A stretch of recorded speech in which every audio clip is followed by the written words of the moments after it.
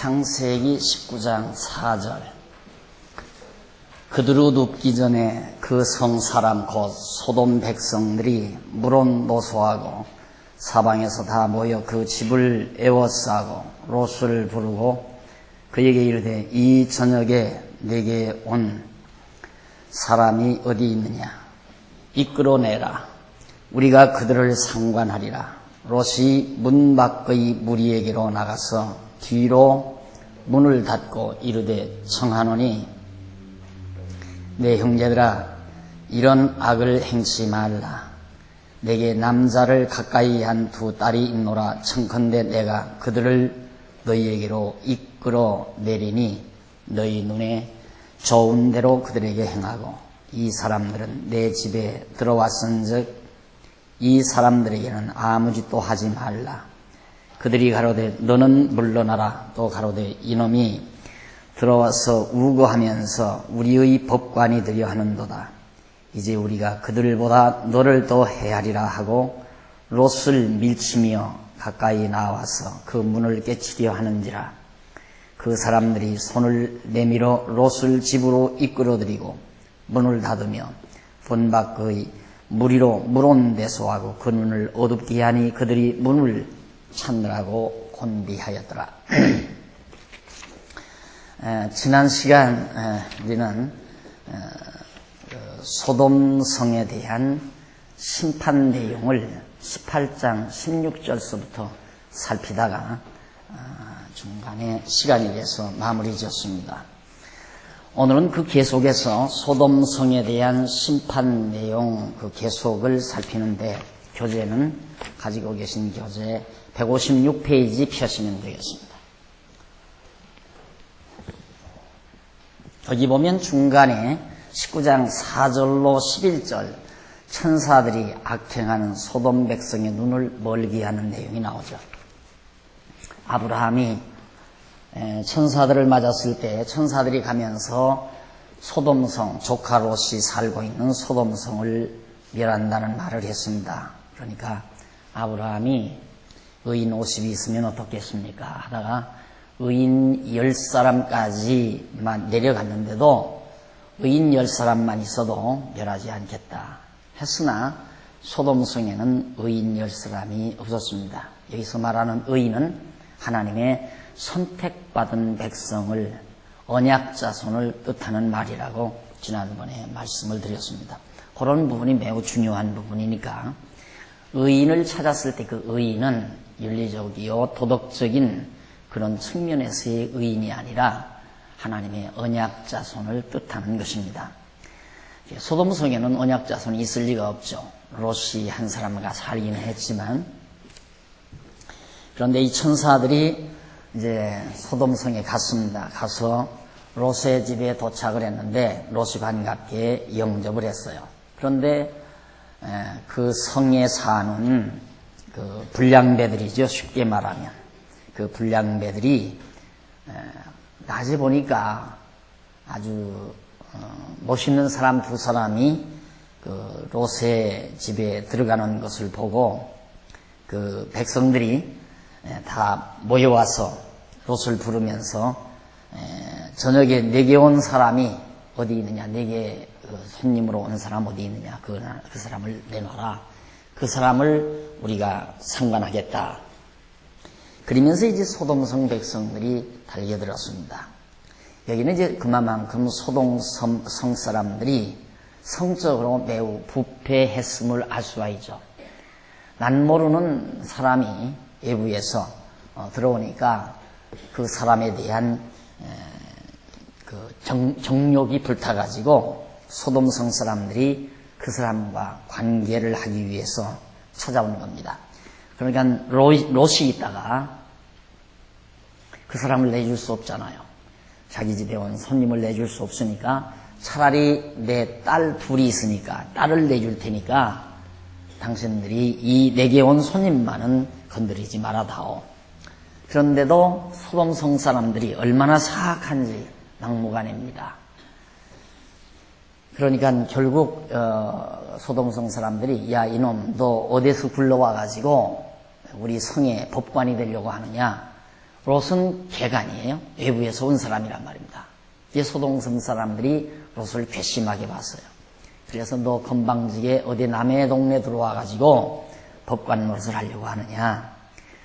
그러면서 이제 마구 행패를 하려고 하니까 찾아간 천사 두 사람이 롯을 집으로 끌어들이고 문을 걸어 잠고, 그래도 밖에서 성중 사람들이 난리를 치니까 바로 하나님의 사자들이 그 성중 사람들의 눈을 다 멀게 해버렸습니다. 이런 표적적 사건이 바로 11절까지 나타났어요.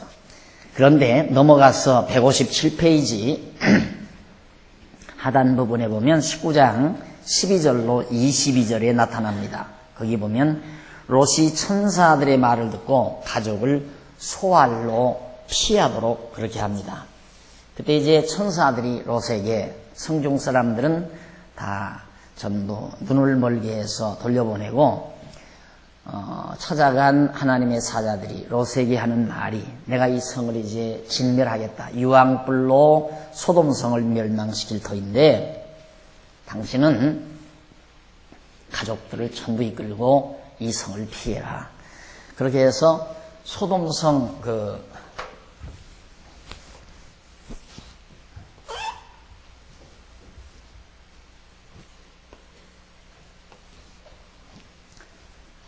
여기가 원래 소돔성짜리라고 그랬어요. 이 사해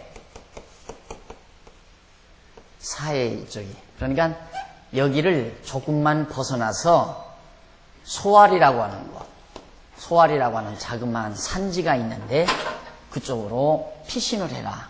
그러면 너희 가족이 살 테니까.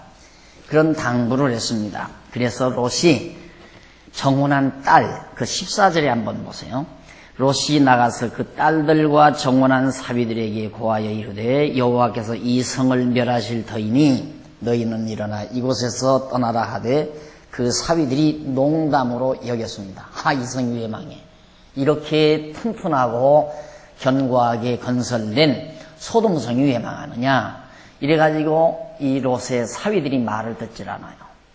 이제 딸들이 다 결혼을 했는데, 그래서 동틀 때 천사가 롯을 재촉하여 가로되 일어나 여기 있는 네 아내와 두 딸을 이끌라 해서, 사위들은 말을 안 들으니까 자기 아내하고 두 딸하고 그렇게 해서 네 식구가 도망을 갑니다. 도망을 가는데 그 소돔성을 막 피해서 도망가자마자 하늘에서 유황불이 내려와서 소돔성을 멸하게 됩니다. 소돔성을 멸하는데 그때 이제 롯의 아내가 결국 소돔성이 망하는 것을 보고 자기 재산이, 또 자기가 아끼던 가구들이나 장롱에 있는 모든 금침들이 아까워서 뒤를 돌아보게 되죠. 거기 한번 조금 봅시다. 17절. 그 사람들이 그들을 밖으로 이끌어낸 후에 이르되 도망하여 생명을 보존하라. 사자들이 끝까지 그렇게 보호했어요. 돌아보거나 들에 머무르거나 하지 말고 산으로 도망하여 멸망함을 면하라. 롯이 그들에게 이르되 내 주여 그리 마옵소서. 종이 주께 은혜를 얻었고 주께서 큰 인자를 내게 베푸사 내 생명을 구원하시오나 내가 도망하여 산까지 갈 수 없나이다. 두렵건대 재앙을 만나 죽을까 하나이다. 보소서 저 성은 도망하기 가깝고 작기도 하오니 나로 그곳에 도망하게 하소서. 이는 작은 성이 아니니까 내 생명이 보존되리이다. 그가 그에게 이르되 내가 이 일에도 네 소원을 들었은즉 너의 말하는 성을 멸하지 아니하리니 그리로 속히 도망하라. 네가 거기 이르기까지는 내가 아무 일도 행할 수 없노라 하면서 롯이 아이라고 하는, 소알이라고 하는 조그마한 도성으로 도망하기까지 하나님의 사자가 소돔성에 내리는 재앙을 멈추게 했습니다. 그런 사건이 있은 이유 159페이지 하단에 보세요. 19절로 23절로 29절로 보면 소돔성이 유황불로 망하고 롯과 두 딸은 구출이 되는 그런 내용이 나옵니다. 자, 소알이라는 곳으로 이제 도망을 가는데 들어갈 때 해가 번쩍 돋았어요. 24절 여호와께서 하늘 곧 여호와께서 유황과 불을 비같이 소돔과 고모라에 내리사 그 성들과 온 들과 성에 거하는 모든 백성과 땅에 난 것을 다 엎어 멸하셨더라. 로스 아내는 뒤를 돌아봄으로 소금 기둥이 되었더라. 아브라함이 그 아침에 일찍이 일어나 여호와 앞에 섰던 곳에 이르러 소돔과 고모라와 그 온 들을 향하여 눈을 들어 연기같이 치미름을 보았더라. 하나님이 그들의 성들을 멸하실 때 곧 로스 거하는 성을 엎으실 때 아브라함을 생각하사 롯을 그 엎으시는 중에서 내어 보내셨더라. 결국 소돔 성에서는 이제 피했는데 그 아내가 문제였죠. 롯의 아내가 뒤를 돌아보지 말라고 그랬는데 뒤를 돌아본 결과 그대로 뻣뻣하게 굳어져서 소금 기둥이 됐다라는 그런 내용이 거기 나옵니다. 그리고는 이제 롯은 그 두 딸과 함께 거기서 피한 사실이 바로 본문 말씀에 기록이 되어 있습니다. 그래서 이제 학자들이 이제 사해바다 이 아래 바닥이, 그러니까 소돔성이 망할 때 원래는 이 바다가 없었던 거라고 그래요. 바다가 없었는데 소돔 고모라가 망하면서 이 땅이 꺼지면서 성이 이제 땅속으로 들어가고, 그러면서 이제 갈릴리 호수에서 이 줄기가 내려와서 일로로 물이 들어오는데, 여기가 원래 소금으로 되어진 그런 산들이 많아가지고 이 물이 얼마나 지금도 짠지 모른다고 그래요. 저는 아직 안 가봤는데 이 물이 너무나도 짜거워가지고 사람들이 이 안에 들어가서 그냥 누우면 둥둥 뜬다고 그래요. 그래서 누워서 신문을 볼 수 있다고. 저희 선배가 다녀와서 사진을 찍어왔는데 이 물 위에 누워가지고 신문을 보면서 사진을 찍었더라고요. 그러니까 그만큼 짠 곳이죠. 그러니까 소돔 고모라 성에서 피해서 가다가 조카 롯의 아내가 소금 기둥이 됐다는 것도 이런 짠 지역에서 결국 뒤로 돌아보는 순간 뻣뻣이 굳어져서 결국 소금처럼 짠 그런 기둥처럼 이제 우뚝하니 서서 죽어버렸다, 그런 의미를 포함하는 내용입니다. 그래서 여기가 지금 완전히 소금밭이에요. 그래서 이 바닷속에 고고학자들이 이 바닷속에 소돔 고모라 성터가 있다는 증거를 하나하나 지금 발굴해내고 있습니다. 그러니까 과거 이 당시에 소돔 고모라 성이 망한 것이 무슨 역사 소설 내용이 아니라 실제 역사적 사실이었고 있었던 일이라 말입니다. 근데 그것만이 역사적 사실임을 증명하는 게 아니라 그 다음 또 보면 161페이지 19장 30절로 38절에 보면 롯의 두 딸이 아비와 상관하여 각각 아들을 낳는 내용이 나옵니다. 자, 이 소알이라는 곳으로 이제 롯이 갔는데, 이 롯이라는 사람이 갔는데 아내는 중간에서 이제 소금 기둥이 돼버렸고, 그 다음 이제 롯의 두 딸이 있어요. 딸이 있는데 그 딸의 이름이 거기 나옵니다. 롯이 30절 보십시다. 롯이 소알에 거하기를 두려워하여 두 딸과 함께 소알에서 나와 산에 올라 거하되 그 두 딸과 함께 굴에 거하였더니 그 딸이 작은 딸에게 이르되 우리 아버지는 늙으셨고 이 땅에는 세상의 도리를 쫓아 우리의 배필될 사람이 없으니 우리가 우리 아버지에게 술을 마시고 동침하여 우리 아버지로 말미암아 인종을 전하자 하고, 그 밤에 그들이 아비에게 술을 마시우고 큰딸이 들어가서 그 아비와 동침하니라. 그러나 그 아비는 그 딸을 따로 눕고 일어나는 것을 깨닫지 못하였더라.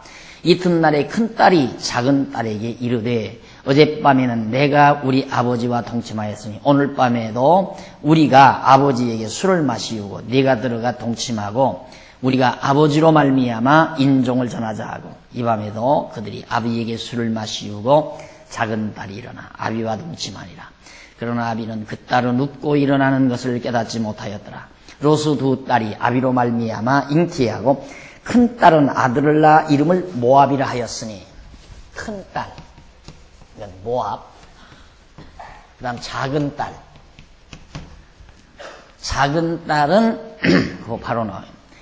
오늘날 모압 족속의 조상이요 작은 딸도 아들을 낳았으니 이름을 베남미라 하였으니 오늘날 암몬의 족속. 암몬 족속의 조상이 됐다. 그러면 지금 현재 아랍 국가들 때문에, 이슬람 족속 아랍 국가들 때문에 아주 세계가 아주 복잡하잖아요. 복잡한데 모압과 암몬이 이 지역에, 그러니까 요단강 사해바다 지중해, 이렇게 되거든요. 지중해, 여기 갈릴리 호수. 그런데 이 지역에 롯이 이제 자기 아내는 죽었고 큰 딸과 작은 딸만 따라갔는데, 소알이라는 자그마한 도성으로 갔는데 개간이에요. 나그네란 말입니다. 누가 롯에게 다시 재가 올 여자가 없죠. 이방인에게. 그러니까 이 두 큰 딸도, 큰 딸과 작은 딸도 누가 우리와 우리의 남편 노릇을 하겠느냐, 우리한테 장가를, 우리를 아내로 맞아서 종족을 이 땅에 퍼치겠느냐. 아무도 그럴 사람이 없으니까 좀 안 됐지만 자기 아버지를 술을 잔뜩 먹여놓고 큰 딸이 먼저 들어가서 아버지를 봤습니다. 그렇게 해서 이제 아이를 갖게 되고, 작은 딸도 역시 또 아버지를 통해서 받았어요. 그래가지고 이제 모압과 암몬 족속, 모압이라 했고, 아들을 모압이라 했고, 이 작은 아들은 암몬이라다. 베남미인데 모압 족속의 조상이 됐다. 그래서 실제로 암몬과 모압, 이들이죠. 암몬과 모압 족속. 실제 이들이 지금 살고 있잖아요. 이들이 결국 이 사우디아라비아 지역, 이 지역에 이제 나중에는 혼혈이 되죠. 다 섞어져요. 이들은 이쪽에서. 그래가지고 결국 아랍 족속 이슬람 국가의 한 분파로 이들이 이제 지금까지 살아오게 되는 겁니다. 그러니까 이 소돔 고모라 성의 멸망은 뭘 말하는가? 우리가 지난번 공부했듯이 아브라함과 조카 롯이, 아브라함은 이 가나안 쪽을 택했고 조카 롯은 이쪽 넓은 들을 바라보면서 소돔 고모라 성 쪽, 롯이 이제 이쪽을 택했다 이 말입니다. 그런데 하나님께서 롯이 택한 이방 지역은 멸망당하게 하고 아브라함이 택한 가나안 땅은 멸망하지 않도록 하나님이 보호하시는, 바로 그것이 언약 자손을 끝까지 하나님께서 보호하시는 하나님의 섭리를 역력히 거기에서도 보여주게 되는 겁니다. 그래, 이 당시에 롯이 두 딸과 더불어 모압과 암몬이라고 하는 아들을 낳지 않았다면 아마 이쪽 사우디아라비아 쪽, 이쪽의 종족들은 훨씬 더 단조로웠을 겁니다. 그러니까 이제 앞으로 또 나와요. 모압과 암몬 말고 에서와 야곱이 날 때, 야곱과 에서 날 때 에서 족속이 또 이제 빠져나가요. 에서 족속이 이쪽 사우디아라비아 쪽, 아랍 국가 쪽으로 그 종족들이 퍼져나가요. 이렇게 해서 이 지역 일대가 따지고 보면 혈통이 다 섞어져 가지고 결국 초기에는 분명한 조상들이 있었지만 살아가면서 많은 혈족들이 섞어서 결국 오늘의 아랍 국가들을 이루게 되는 겁니다. 그러니까 지금 우리가 공부하고 있는 이 내용이 무슨 옛날 누구가 만들어낸 이야기가 아니라 이 역사적인 사실이고 실제로 있었던 일이라 말입니다. 자, 이렇게 해서 결국 롯의 두 딸을 통해서 많이 자손이 이제 번창하게 되어지는데 163페이지 보세요. 거기 보면 그랄 왕에 대한 제압이 20장이 나타나요. 그랄 왕에 대한 제압이다. 그 그랄 왕은 제압이라고 하는 것은 소돔성에 대한 심판 다음에 그러니까 하나님께서 롯이 택한 소돔성은 멸망하게 하고 아브라함을 통해서 그랄 지방의 왕을 제압시켜요. 그러니까 아브라함은 번창하고 롯은 망했다는, 소돔성은 망해버린다.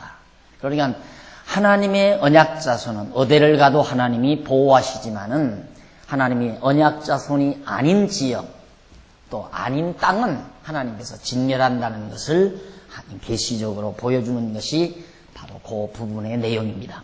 그리고 20장 넘어가 보십시다. 20장 1절로 3절에 보면 하나님께서 사라를 아내로 취한 그랄 왕을 저주하는 내용이 나옵니다. 어떻게 해서 이런 사건이 나오느냐면 1절 보십시다.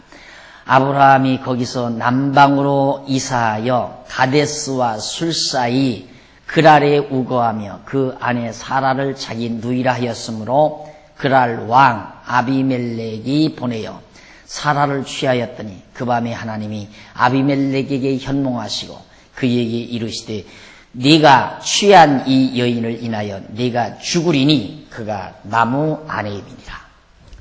아브라함은 이제 이쪽 세겜 땅 하란 쪽, 이제 하란이 아니라 이 세겜 땅 가나안 땅 이쪽에 아브라함을 선택했잖아요. 아브라함과 롯이 내가 우하면 나는 좌하고 네가 좌하면 나는 우하리라. 이렇게 해서 이제 지역을 나눴댔는데 아브라함이 가나안 지역을 택했거든요. 롯이 이쪽을 택하니까 아브라함은 가나안 쪽으로 가게 된 거예요. 근데 소돔 고모라 성에 멸망당한 이후에 아브라함은 여러 가지 여건상 아래 남방 지역으로 옮겨요. 남방 지역으로 옮겼는데 이 남방 지역 이쪽에 그랄이라는 데가 있었어요. 그랄 성이라고 하는 이방 땅이죠. 물론 그 당시에 가나안 족속들이 살고 있는 그랄 땅인데 그때 그랄 왕 아비멜렉이라는 사람이 보내가지고 아브라함이 아내 사라를 뺏어갔어요. 사라가 아리따웠던가 봐요. 그래가지고 아브라함이 아내를 빼앗기게 됐어요. 그래가지고 이제 할 수가 없죠. 이방 땅에 갔으니까 그 나라에서 텃세를 하고 왕이 뺏어갔는데 감히 누가 아브라함이 어떻게 대들겠습니까? 그래서 병신처럼 아브라함은 아내를 빼앗기고 그냥 있었는데 그 밤입니다. 그 밤에 하나님이 아비멜렉에게 현몽을 했어요. 그랄 왕 아비멜렉에게 나타나서 그에게 이르시되 네가 취한 이 여인을 인하여 네가 죽으리니 그가 남의 아내이기 때문에 네가 죽는다. 왜 남의 아내 뺏어가느냐 이 말이에요. 그랄 왕에게. 그러니까 그랄 왕이 얼마나 놀라겠어요. 자, 이런 장면들이 무슨 재미나게 엮어가느라고 이런 얘기를 하는 게 아니에요. 이유는 바로 언약자손 아브라함을 하나님이 보호하는 내용이죠. 하나님께서 일찍이 아브라함의 아내 사라에게 아브라함을 통해 약속했잖아요. 사라가 물론 아이는 낳지 못한다 할지라도 낳지 못하는 상태에 있었지만 하나님께서 사라에게 내 몸에서 날 자가 아브라함의 유업을 잇게 된다는 걸 아브라함에게도 언약하고 사라에게도 언약한 바가 있단 말입니다. 그러니까 사라가 아비멜렉하고 살 여자가 아니죠. 그렇잖아요. 하나님의 계획으로 모아서 사라가 그랄 왕 아비멜렉에게 뺏겨져서 아비멜렉의 아내 노릇하고 왕후 노릇하고 살 여자가 아니라 이 말이에요. 하나님의 계획 속에는. 그런데 아비멜렉이 욕심을 품고 아브라함의 아내를 뺏어간 거란 말입니다. 그러니까 하나님께서 밤에 아비멜렉에게 현몽해서 너 그 여자 취했다가는 너는 죽는다 이거야. 그 여자가 아브라함의 아내다. 남의 아내다. 그런 얘기입니다. 그러면서 이제 넘어가서 20장 4절로 5절에 보면 그랄 왕이 하나님께 자기의 실수에 대해서 변명을 합니다. 아비멜렉이 그 여인을 가까이 아니한 거로 그가 대답하되 주여 주께서 의로운 백성 노벨하시나이까? 주께서는 의로운 백성 노벨하십니까? 그가 나더러 이는 내 누이라 하지 아니하였나이까? 그 여인도 그는 내 오라비라 하였사오니 나는 온전한 마음과 깨끗한 손으로 이렇게 하였나이다. 아브라함이 나는 누이라 하기 때문에 데려온 것이지 아내라고 했으면 내가 안 데려왔습니다. 그 말이에요. 아비멜렉이. 내가 무슨 죄가 있어서 나를 죽이려고 합니까? 그 말이죠. 아비멜렉 말이 맞잖아요. 거짓말한 아브라함이 잘못이지. 그러니까 여기서도 보면 거짓말 내뱉고 있는 아브라함은 하나님이 보호하고 죄 없는 아비멜렉은 거짓말 잘하는 아브라함은 하나님이 보호하고 별로 잘못도 없던 아비멜렉은 하나님이 죽인다고 난리를 치고. 왜 그래요? 완전히 하나님은 편역을 드는 거예요. 누구? 아브라함의 편이죠. 안 그래요? 왜? 아브라함은 하나님의 선택받은 백성이니까. 하나님은 선택받은 백성의 편을 드는 거예요. 그러니까 너 사라 건들면 안 된다 그랬는데 이 아비멜렉으로서는 충분히 할 말이 있죠. 그가 누이라고 그래서 내가 데려온 겁니다. 그러니 날 죽여서는 안 되지 않습니까? 그 말이에요. 그 여인도 내 오랍입니다. 이 사라도 그렇죠. 자기 오빠라 그거예요. 아브라함이. 요즘에 다 저 남편들은 자기 남편들 오빠 하지만은 이게 있을 수 없는 얘기 아니에요. 그래서 결국 이제 아비멜렉이 항거를 하는데 나는 온전한 마음과 깨끗한 손으로 이렇게 했습니다. 나 죄 없습니다. 그러니까 20장 6절로 7절 보십시다. 165페이지 상단. 하나님께서 그랄 왕에게 용서해 주실 것을 약속을 합니다. 아, 그래, 내가 너 죽이지는 않겠다. 그랄 왕에게 절대 내가 안 죽이겠다. 용서해 주는 것을 하나님이 약속을 해요. 그리고는 이제 제일 하단 8절로 10절 보면 그랄 왕이 아브라함이 거짓으로 말한 것을 책망을 합니다. 그랄 왕이 가만히 듣고 생각하니까 속상하거든요. 이놈 자식이 남의 동네 들어와가지고 거짓말 직직해대고 하마터면 내가 하나님에게 정말 저주를 받아 죽을 뻔했구나 싶어가지고 제일 하단에 8절 보십시다. 아비멜렉이 그 아침에 일찍이 일어나 모든 신복을 불러 그 일을 다 말하여 돌림에 그 사람들이 심히 두려워하였더라. 아비멜렉이 아브라함을 불러서 그에게 이르되 네가 어찌하여 우리에게 이리 하느냐 내가 무슨 죄를 네게 범하였건데 네가 나와 내 나라로 큰 죄를 빠질 뻔하게 하였느냐 네가 합당치 않은 일을 내게 행하였다 하고 아비멜렉이 또 아브라함에게 이르되 네가 무슨 의견으로 이렇게 하였느냐. 속상하다. 아브라함 불러드렸어요. 너 왜 날 망하게 하려고 거짓말을 했느냐. 그렇지만 아브라함이 늘 거짓말을 하고 싶어서 했습니다. 정말 잘못하면 죽게 생겼으니까. 그러니까 이뿐 아니하고 살면 생명이 언제나 위험스러워요. 아브라함도 자기 죽을까 봐서 아름다운 아내 뺏어가기 위해서 자기를 안 주면 죽일 거 아니에요. 그러니까 생명을 유지하기 위해서는 거짓말이라도 해서 보존하려고 하는 거죠. 그런데 이게 착각이에요. 우리가 앞에서도 말했지만 아브라함은 이미 사라와 아브라함은 이 사라하고 아브라함하고 사라는 하나님의 언약의 대상이에요. 두 사이에서 장차 이스라엘 백성을 이룩할 많은 민족을 이룰 초상이 날짜란 말입니다. 그러니까 사라의 몸에서 아들이 날 그런 입장에 있는 사람인데 아브라함은 하나님의 언약을 받고도 그게 안 믿어지는 거예요. 안 믿어지니까 자기 생명을 자기가 보존하려고 하기 때문에 거짓말이 나오는 거죠. 그러니까 자기 생명을 하나님께 맡겨버려도 하나님이 당연히 지켜주게 돼 있잖아요. 하나님이 언약한 대상이니까 하나님이 이들의 생명을 보존해야지. 만약에 아비멜렉이 아브라함을 죽여버린다면 하나님의 언약은 다 거짓말이 되지는 거란 말이다. 그러니까 아브라함이 하나님의 언약만 믿었다면 이 사라 내 아내입니다. 가져가면 안 됩니다. 데려가면 안 됩니다. 내 아내입니다. 하고 당당하게 나왔을 건데 하나님께서 언약하긴 했지만 안 믿어지니까 내 생명은 내가 보존해야 되겠다. 이런 인간의 잔재주가 그런 거짓말을 하게 되지는 겁니다. 이런 장면들을 우리가 보면서 하나님의 언약을 믿는 백성들이 당당한 이유가 어디 있는가를 알 수 있잖아요. 왜 그렇게 당당한가? 안 망할 자는 안 망하게 돼 있어요. 이 안 죽을 자니 천하 없어도 죽지 않을 자예요. 이들은 자녀를 낳아서 점점 자녀를 길러가지고 번창하기 전에는 이들을 하나님께서 죽이지 않을 자라 이 말이죠. 그러니까 언약 자손은 당당할 수밖에 없는 거죠. 그런데 그 언약을 믿지 아니하니까 사라도 거짓말을 했고 아브라함도 거짓말을 하는 어리석음을 범하게 되죠. 그럴 때에 하나님께서 당연히 책망은 우리가 얼른 생각하면 책망은 아브라함에게 해야죠. 그런데 왜 아비멜렉이에요? 아비멜렉 자기가 말한 대로 나는 잘못이 없습니다. 누이라고 해서 데려왔지 내가 아내라고는 내가 왜 데려왔겠습니까? 그런데 하나님은 누구를 책망했느냐?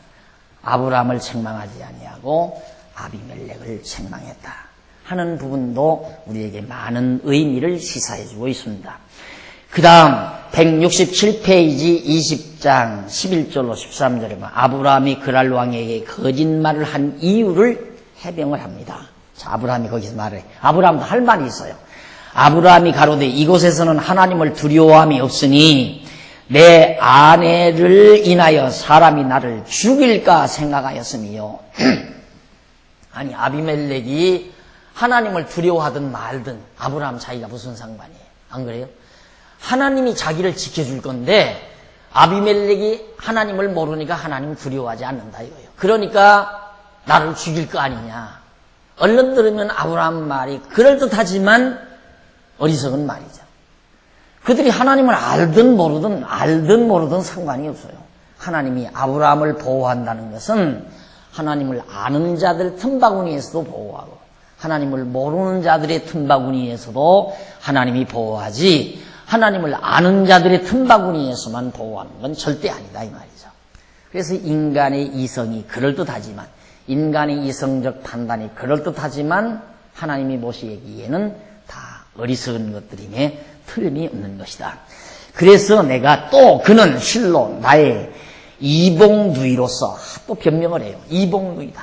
사라는 실제로 자기의 배가 다른 누이입니다. 실제가 그러거든요. 배가 다른 누이다. 그래서 이복누이이기 때문에 그냥 누이라고 했습니다. 이게 두 가지 이유예요. 이 땅 사람들이 하나님을 모르기 때문이고 사실은 사라가 배가 다른 이복누이입니다. 그러면서 하는 말이 하나님이 나로 내 아비 집을 떠나 두루 다니게 하실 때 내가 아내에게 말하기를 이후로 우리는 가는 곳마다 그대는 나를 그대의 오라비라 하라. 이것이 그대가 내게 베풀 은혜라 하였었노라. 이미 자기들끼리 약속을 했어요. 우리는 자칫 잘못하면 맞아 죽거나 당신 때문에 내가 죽을지도 모르니까 우리는 서로 부부가 아닌 것처럼 나는 오빠고 너는 누이라고 하자. 그렇게 아야 그냥 약속을 하고 그렇게 돌아다니는 터였기 때문에 그렇게 한 것뿐이다 하고 아비멜렉에게 변명을 한 겁니다. 자, 그 다음에 20장 14절로 16절 제일 하단 좀 보시면은 그랄 왕이 아브라함의 말을 듣고 후하게 대해해 줍니다.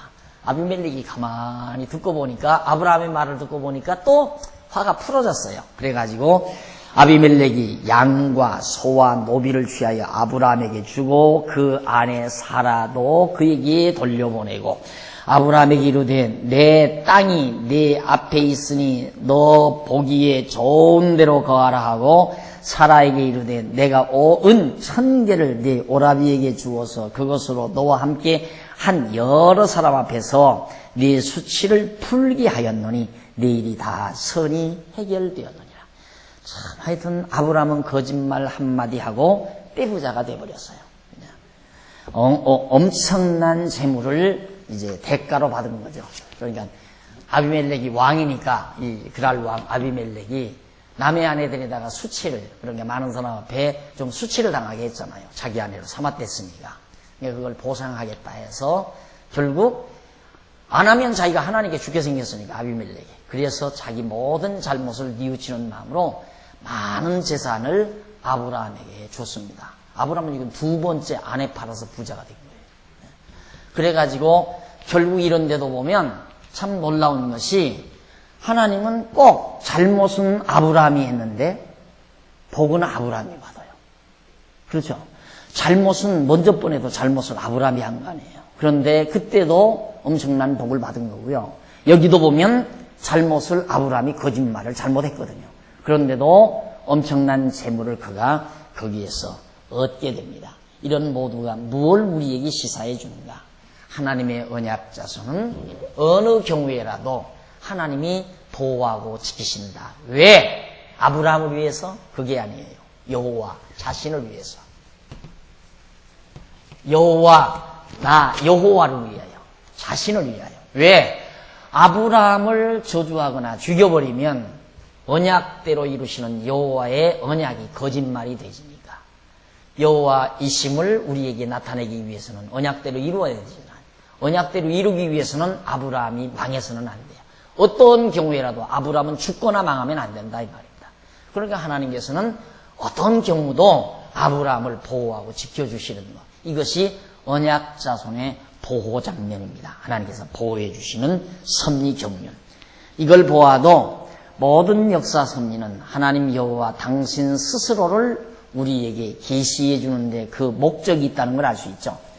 아브라함에게 이런 엄청난 재물을 얻게 하는 것도 너 잘 먹고 잘 살아라는 데 목적이 있는 것이 아니라 아브라함을 그렇게 보호해서 이로 하여금 그 자손이 번창케 함으로 하나님의 언약대로 이루시는 여호와의 심을 오늘을 사는 우리에게도 알리게 하고 그 당시를 사는 아브라함도 그 사실을 깨닫게 해서 여호와 하나님을 경외하며 섬기며 살게 하려는 것이 하나님의 깊으신 의도였던 겁니다. 그 다음에 넘어가서 20장 17절로 18절 보면 168페이지 중간쯤 아브라함의 기도로 그랄 왕의 아내가 생산하게 됩니다. 자, 아브라함이 하나님께 기도하며 하나님이 아비멜렉과 그 아내와 여종을 치료하사 생산케 하였으니 여호와께서 이왕에 아브라함의 아내 사레의 연고로 아비멜렉의 집 모든 태를 다 주셨습니다. 그러니까 이 아비멜렉이 아브라함의 아내 사레를 취한 그 잘못으로 아비멜렉의 집안에 왕가의 집안에 태가 다 다쳐버렸어요. 아기를 못 낳게 했다 이 말입니다. 그렇게 되면 왕가가 끊기잖아요. 엄청난 저주지요. 아비멜렉으로서는. 그런데 아브라함이 하나님께 기도해서 바로 아비멜렉의 왕가에 태가 다시 열리게 해서 잉태하게 해 주었다 하는 내용이 나와 있습니다. 자, 이렇게 해서 우리가 169페이지 중간쯤 보시면 한 줄 띄어서 줄 바꾼 데 나오죠. 여기서 지금까지 앞에서 살펴본 내용을 종합적으로 간략하게 정리할 필요가 있습니다. 그러면 창세기 17장에서 20장까지, 지금 우리가 20장까지 공부했잖아요. 17장에서 20장 내용은 여호와 하나님께서 아브라함에게 열국 통치에 대한 많은 나라들을 통치해 주실 것에 대한 언약을 세우시는 섭리 내용으로 열왕이 날 것을 언약하시고 아브라함에게 내 몸에서 열왕이 난다. 많은 왕들이 난다. 이걸 언약하시고 소돔성을 멸하시고 그랄 왕을 제압하게 하시는 섭리 내용이라는 것이 분명하게 확인됐죠. 그러니까 지난 시간 조금 배우고 오늘 배운 게 뭐냐? 하나님은 아브라함에게 우선 열왕이 난다. 열왕 난다. 이거 약속이에요. 그리고 소돔성 멸망시켰어요.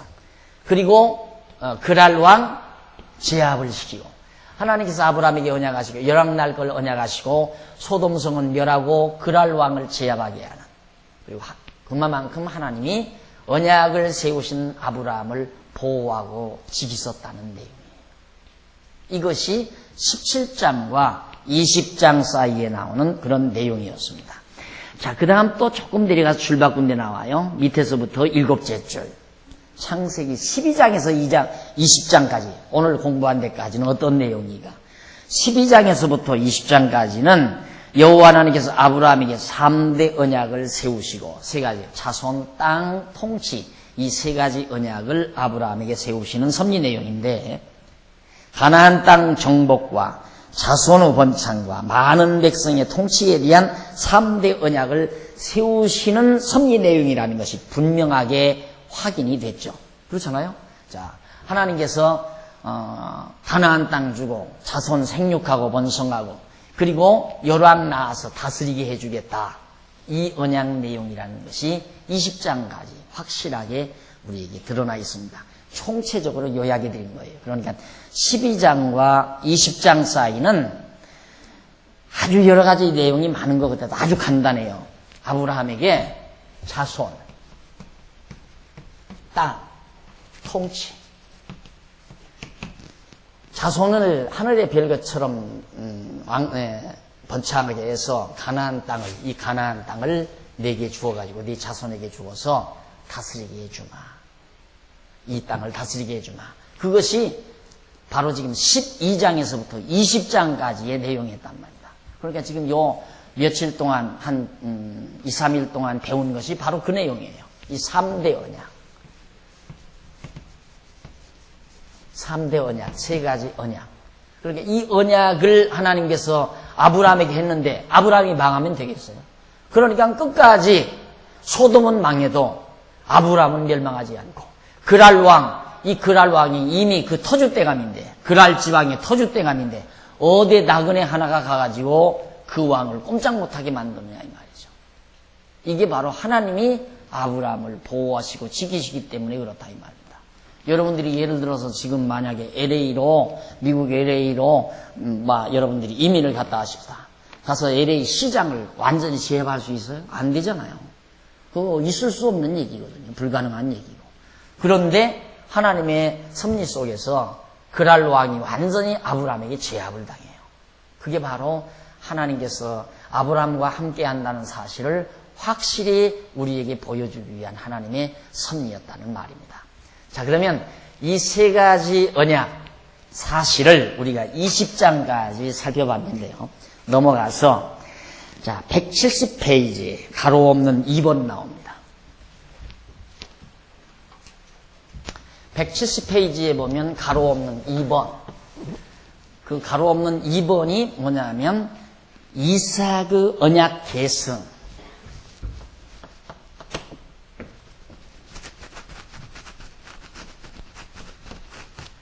이삭이 하나님께서 아브라함에게 이 세 가지 언약한 것을 아브라함의 아들 이삭이 그 언약을 계승을 해요. 계승해야 되잖아요. 그래야 생육하고 번성하는 자손 번창이 계속해서 아브라함이 수천 명, 수만 명을 아브라함 혼자 낳는 게 아니라 그 자손이 계속 번창하면서 퍼지는 거기 때문에 계승이 돼야 된다 이 말입니다. 그럼 그 계승 내용이 21장에서부터 26장 사이다. 이게 성경 한 구절도 빼놓지 않고 우리 다 하는 거예요. 그러니까 창세기의 내용이 뭔가, 창세기가 우리에게 전해주려는 내용이 뭔가, 12장부터 20장까지가 아브라함에 대한 언약이었고, 아브라함에 대한 이 세 가지 언약이었고, 그 다음 21장부터 26장까지는 이렇게 언약된 하나님의 언약이 아브라함의 아들 이삭에게, 아직 아브라함이 아들은 못 낳았잖아요. 아들을 못 낳았지만 이제 이삭이 언약을 계승하는 장면이기 때문에 이제 이삭 출생이 나오겠죠. 그렇잖아요. 자, 그러면 우선 171페이지 위에서 두 번째 줄 한쪽 가로 1번에 보면, 한쪽 가로 1번 여기에 보면 뭐냐, 언약 계승의 준비.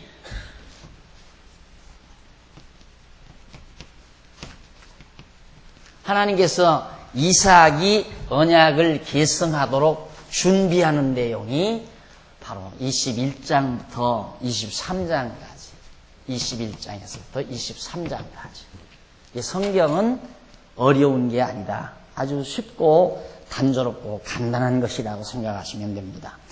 자, 그럼 당장 보세요. 그 밑에 중간에 조금 내려보면 양쪽 가로 1번 나오죠. 하나님께서 언약 계승을 준비시키기 위해서 첫째, 먼저 계승받을 이삭부터 출생해야 되잖아요. 이삭의 출생과 보호. 21장. 하나님께서 아브라함의 아들 이삭이 출생하게 만들어요. 그리고 그 이삭을 보호한다고 합니다. 잘 한번 보십시다. 밑에 171페이지 하단에서 셋째 줄 보시면은 21장 1절로 7절까지 아브라함 안에 사라가 이삭을 낳아 할례를 행하는 내용입니다. 1절 여호와께서 그 말씀대로 사라를 권고하셨고 여호와께서 그 말씀대로 사라에게 행하셨으므로, 여기서 중요한 게 말씀대로. 이 말은 언약대로라는 말과 똑같은 얘기예요. 하나님께서 아브라함에게 또 사라에게 언약하신 말씀대로 이삭을 줬다. 그 말이에요. 하나님이 언약했으니까 그대로 이루어야 되잖아요. 그래서 말씀대로 사라를 권고하셨고 여호와께서 그 말씀대로, 그 언약의 말씀대로 사라에게 행하셨으므로 사라가 잉태하고 하나님의 말씀하신 기한에 미쳐 하나님께서 딱 말씀하신 그 기한 때가 다가와서 아브라함에게 아들을 낳아. 이거 보세요. 그러니까 출생하는 시기도 출생하는 과정도 다 하나님께서 언약하신 말씀대로 되어진 것이다. 그 말입니다. 3절 아브라함이 그 낳은 아들 곧 사라가 자기에게 낳은 아들을 이름하여 이삭이라 하였고 그 아들 이삭이 난 지 8일 만에 그가 하나님의 명대로 할례를 행하였더라. 아브라함이 그 아들 이삭을 낳을 때 100세라. 아브라함 100세에 낳았을 때 이삭을 낳았어요. 6절 사라가 가로되 하나님이 나로 웃게 하시니 듣는 자가 다 나와 함께 웃으리로다. 하나님이 나로 웃게 했다. 왜? 아들 낳게 했으니.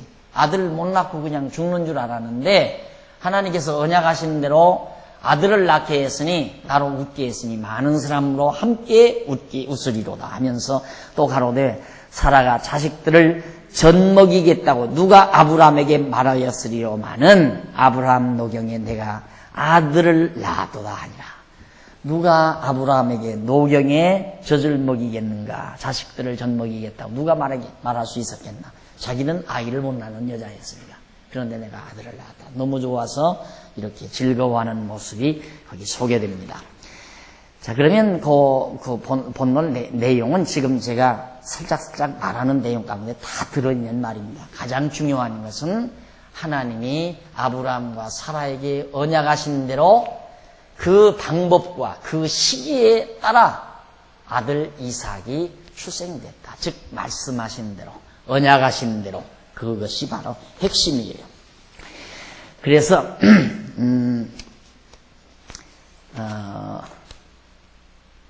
넘어가 보시면은 174페이지 중간쯤 거기 보시면은 8절로 9절 나와요. 21장 8절로 9절. 자, 하갈이 낳은 이스마엘이 사라가 낳은 이삭을 희롱하는 내용이 거기 나와요. 아이가 자라매 젖을 떼고 이삭의 젖을 떼는 날에 아브라함이 대연 큰 잔치를 베풀려 하였는데 사라가 본즉 아브라함의 아들 애굽 여인 하갈의 소생이 이삭을 희롱하는지라.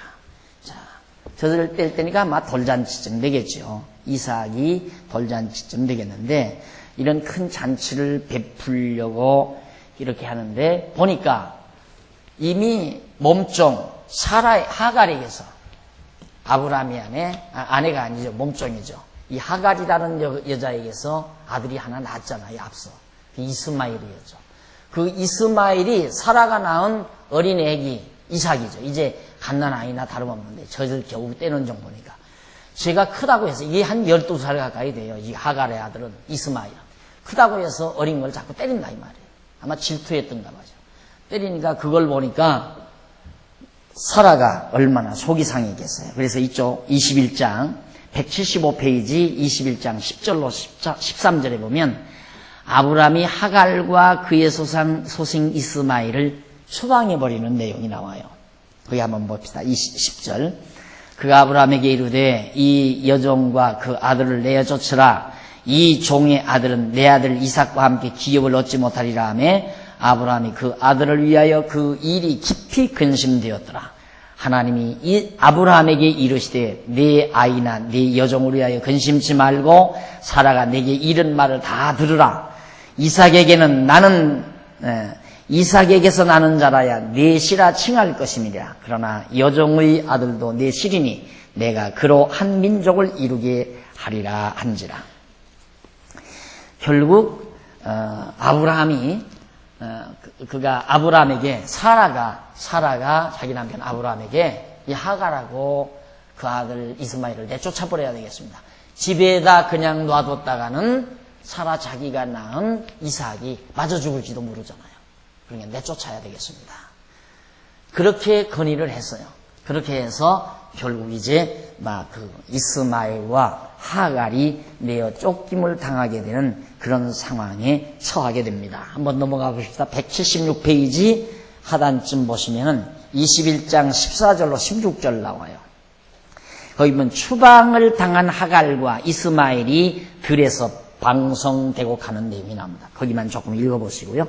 아브라함이 아침에 일찍 일어나 떡과 물 한 가죽 부대를 취하여 하갈을 어깨에 메어주고 그 자식을 이끌게 하게 하며 하갈이 나가서 브엘세바들에서 방황하더니 가죽 부대의 물이 다한지라. 그 자식을 떨기나무 아래 두어 가로되 자식의 죽는 것을 참아보지 못하겠다 하고 살 한바탕쯤 가서 마주 앉아 바라보며 방성되고 했다고 했습니다. 아침에 이제 이 하갈이 물안 가죽 부대를 걸머쥐고 아들을 데리고 들로 광야로 나갔어요. 그러니까 결국 광야란 이쪽이죠, 이쪽. 이쪽이 광야니까 여기는 산지고 가나안 땅 쪽은 산지고 이쪽이 광야란 말입니다. 그러니까 지난번에 말씀드렸잖아요.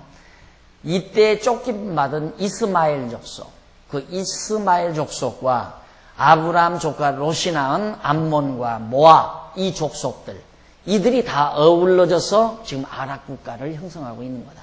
아랍 국가 족속들이 바로 그런 자들이에요. 그러니까 따지고 보면 아브라함과 상당히 다 가까운 사람들이죠. 조상적으로 올라가게 되면. 그런데 결국 이스마엘이 내어 쫓김받아서 방성됨, 물이 다 떨어졌는데 목말라 죽겠다. 아이는 물을 찾는데 물 줄 물이 없어요. 그러니까 광야로 이쪽 광야로 빠져나온 거죠.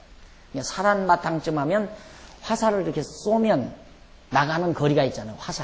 화살이 당겨서 쏘면 나가는 거리, 그걸 살 한바탕쯤이라고 그래요.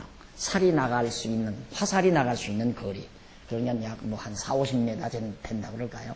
그런 정도의 거리를 떨어져서 아들의 신세를 보고 하갈이 울며 통곡했다는 내용이 이제 바로 본문 말씀에 나옵니다. 그리고 나서 177페이지 중간에 보시면 21장 17절로 21절 하나님께서 하갈에게 약속을 주시고 위로해 줍니다. 그 약속이 뭔지 그거 한번 잘 보세요. 하나님이 그 아이의 소리를 들으심으로 하나님의 사자가 하늘에서부터 하갈을 불러 가라사대 하갈아 무슨 일이냐 두려워 말라. 하나님이 저기 있는 아이의 소리를 들으셨나니 일어나 아이를 일으켜 네 손으로 붙들라. 그로 큰 민족을 이루게 하리라.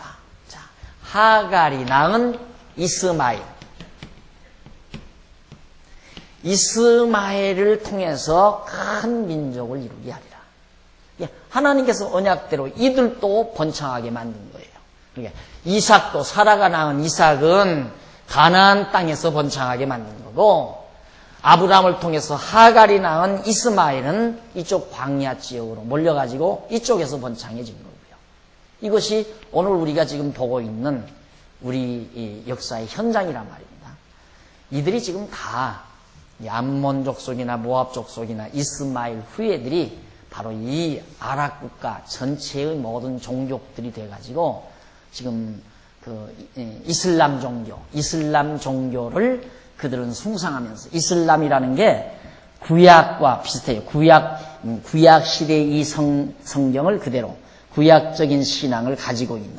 그러니까 그들도 나름대로는 하나님, 그들은 알라라고 그러죠. 우리는 하나님이라고 하지만 이슬람 국가들이 하나님을 믿는 거예요. 기독교는 예수를 믿는다고 하는 거고. 그래서 기독교와 이슬람이 반대 이렇게 대결이 되지는 이유는 바로 자기들하고 다르잖아요. 자기들하고. 그래서 이 기독교를 철저히 이제 원수로 그렇게 그들이 생각을 하죠. 근데 이스라엘도 그런 의미에서는 기독교를 반대를 해요. 네. 이스라엘과 이슬람이 조금 다른 각도에서 이제 이들은 여호와 종교를 숭상하고 이들은 나름대로 그런 영향을 받아서 알라라고 하는 신을 하나의 자기들의 주신으로 섬기면서 살아가는 족속들이 이슬람 종교예요. 그러니까 그들의 모체가 아까 말한 대로 이스마엘 후손과 모압 암몬 후손들이 지금 그 종족을 이루어서 저런 국가 형태를 이루어 가지고 오늘의 세계 문제의 불씨앗을 지금 저들이 안고 있는 겁니다. 그 다음 이제 보면은 넘어가서 시험과 언덕이 나오는데 우선 이제 그 이스마엘과 호자님만 조금 설명하고 넘어가 보도록 하겠습니다.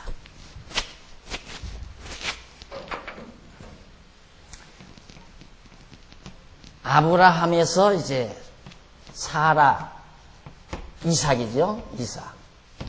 그 다음 이제 이스마엘.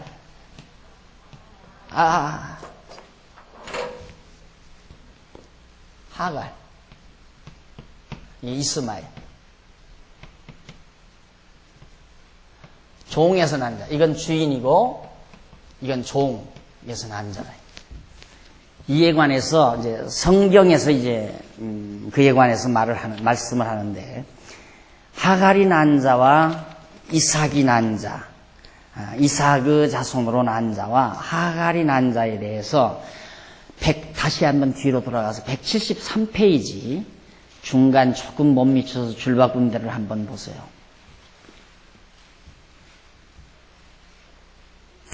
신약교회 성도가 나오죠. 173페이지 중간 좀 못 미쳐서 줄 바꾼데, 신약교회 성도가 땅 위에 사는 동안에도 하나님이 여호와이심을 믿게 되는 것은 하나님 여호와의 언약의 말씀대로 예수 그리스도께서 세상에 오셨기 때문이다.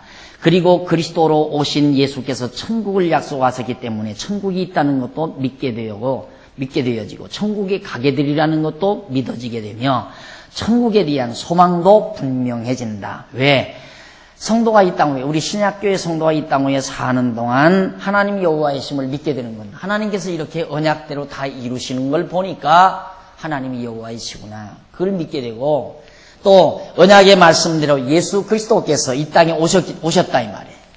이삭의 자손으로 예수 그리스도가 이 세상에 오셨잖아요. 네 씨로 인하여 만민이 복을 받으리라 하는 말씀대로 이삭의 후예로 예수 그리스도가 이 땅에 오셨다 이 말이죠.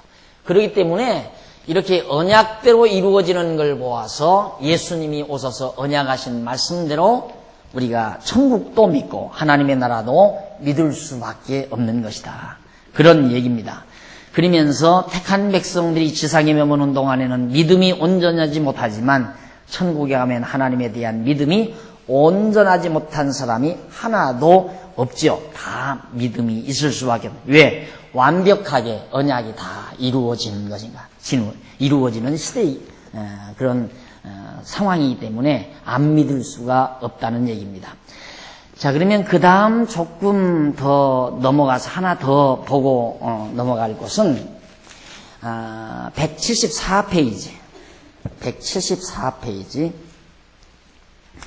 밑에서부터 네 번째 줄 뒷부분에 보시면, 사도 바울은 이스마엘을 가리켜 육체를 따라 난 자라고 하였고 이삭은 약속으로 말미암았다고 그렇게 말씀을 했던 사도 바울이.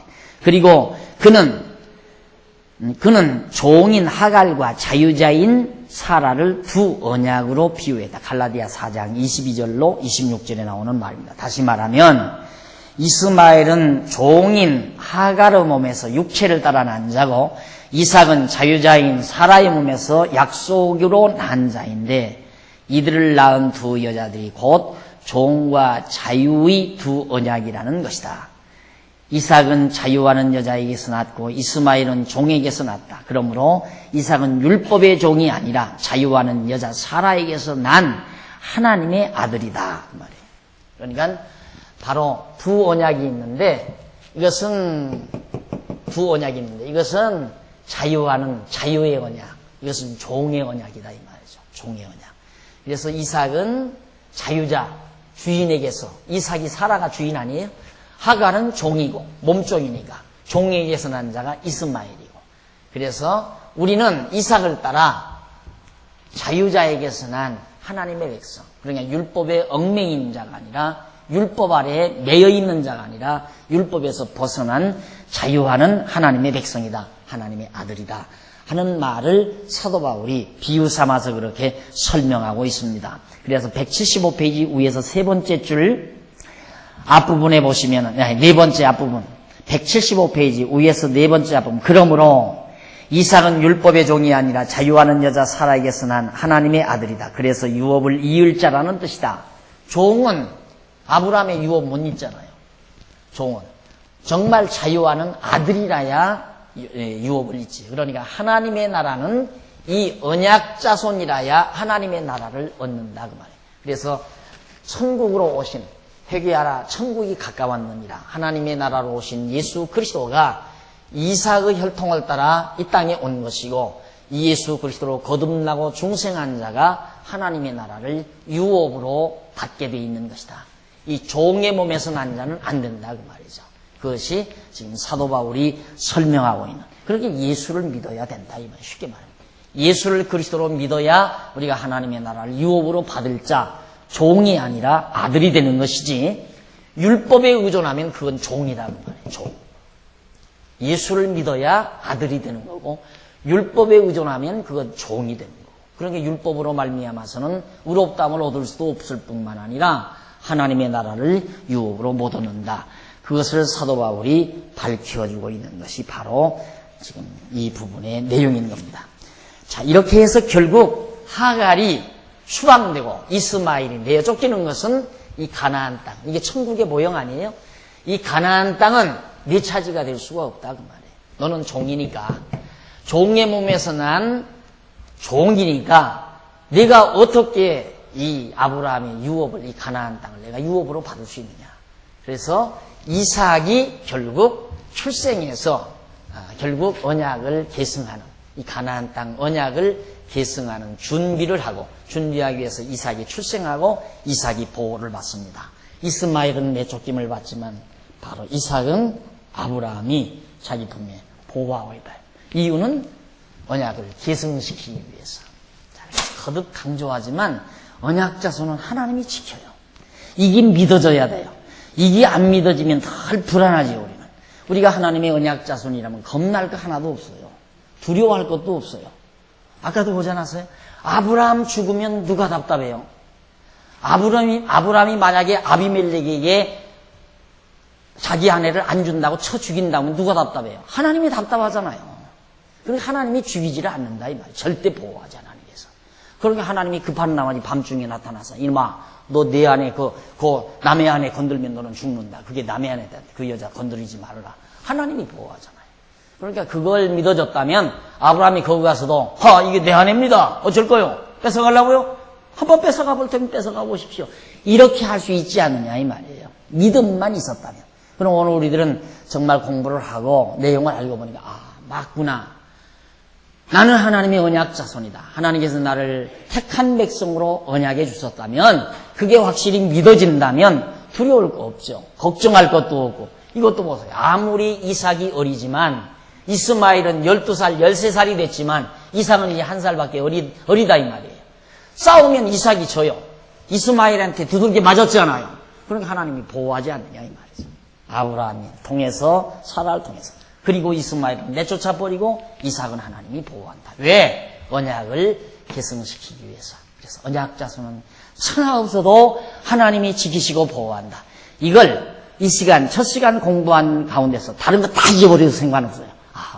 하나님의 언약 자손은 반드시 지키는구나. 이 한 가지만 여러분들이 마음에 믿어진다면 첫 시간 공부는 참 잘한 거예요. 차 한 잔 드시고 두 번째 하십시다.